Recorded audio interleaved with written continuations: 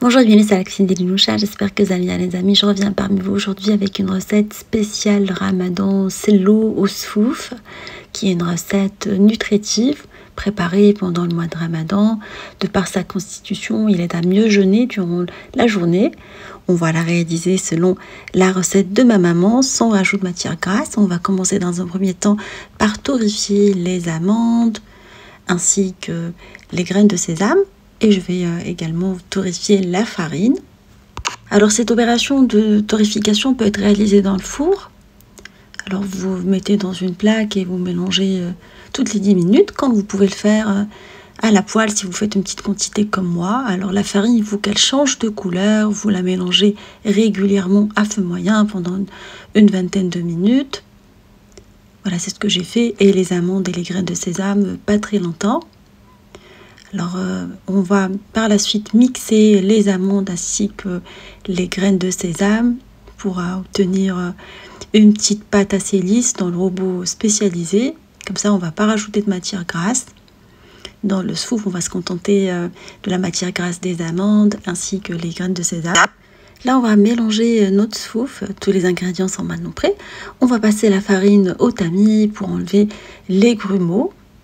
Alors, je vais le faire dans une grande jatte. Quand je prépare une petite quantité, je vais faire tout en même temps. Si vous préparez une quantité plus grande, vous pouvez le faire en 2 fois. On va ajouter par la suite des graines de sésame entières parce que j'ai pas tout mixé. Comme ça, on va garder du croquant.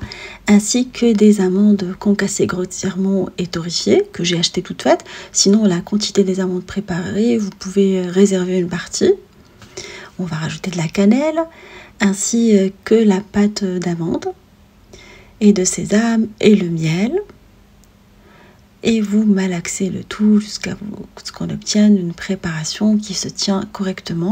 Il y a plusieurs écoles et des personnes qui préparent sous forme d'une poudre de sello, et moi je le prépare un tout petit peu plus compact.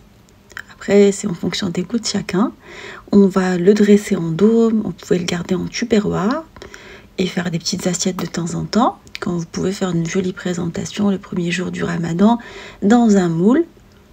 Après, on va le décorer soit avec des amandes frites, soit vous pouvez le décorer comme moi avec des roses séchées, et pour le contraste, j'ai mis des amandes effilées.